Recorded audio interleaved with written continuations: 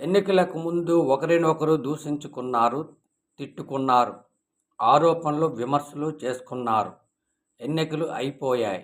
YCP ఓడిపోయింది. కూటమి అధికారంలోకి వచ్చింది. ఇప్పుడు ప్రజల దృష్టి ఓటమి చెందిన నేతలపై కాకుండా గెలుపొందిన నేతలపైనే ఉన్నది. గెలిపించుకున్నాం, రాష్ట్రానికి ఏం చేస్తారు? గత ప్రభుత్వం చేయనిది ఈ ప్రభుత్వం చేస్తుందనే నమ్మకంతో ఉన్నారు. అధికారంలోకి రాకముందు కూటమి ఇచ్చిన హామీలు, సూపర్ సిక్స్, మాజీ సీఎం జగన్మోహన్ రెడ్డి అమలు చేసిన నవరత్నాల పథకాల కంటే ప్రత్యేక హోదానే కోరుకుంటున్నారు. ప్రత్యేక హోదాను సాధించుకునేందుకు అవకాశం ఉంది, గతంలో లేదు. అందుకే ప్రత్యేక హోదా మాటల వరకే పరిమితమయ్యింది.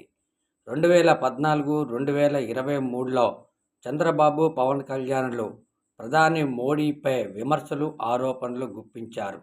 ఒక్కసారి పవన్ కళ్యాణ్ ఏం మాట్లాడారో చూద్దాం. 1996లో బీజేపీ మన రాష్ట్రాన్ని, తెలుగు జాతిని రెండు ముక్కలుగా చేసింది. అడ్డగోలుగా నిలువున చీల్చి చెండాలాడింది. బాధ ఉంది, కన్నీళ్లు ఉన్నాయి. గుండె కోత మీకు తెలియదా? ప్రత్యేక హోదా ఎందుకు ఇవ్వలేదని ప్రశ్నించారు. ప్రేమతో ఎన్నుకున్నాం, రాష్ట్రానికి ఏం చేశారు? భయపెట్టి పరిపాలిస్తారా? మేమెందుకు భయపడాలి అంటూ తీవ్ర వ్యాఖ్యలు చేశారు. ఇక చంద్రబాబు విషయానికి వస్తే, సిగ్గులేని మోదీ నన్ను ఏటీఎం అంటాడా? సిగ్గు, లజ్జ, ఏ గౌరవం లేని వ్యక్తి.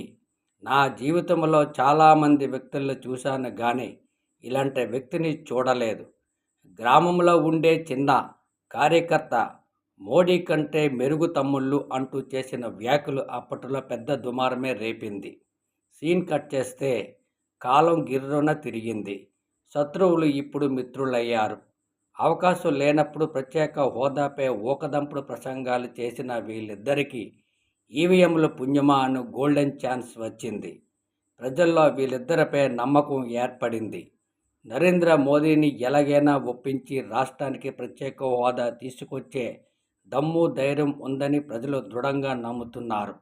ప్రజల నమ్మకాన్ని వమ్ము చేయకుండా ప్రత్యేక హోదాను సాధిస్తే 2029లో మళ్ళీ కూటమినే గెలిపిస్తామంటూ ప్రజలు బల్లగుద్ది మరీ చెబుతున్నారు. చంద్రబాబు, పవన్ కళ్యాణ్లు ఈ అంశంపై ఎలాంటి అడుగులు వేస్తారో చూడాలి.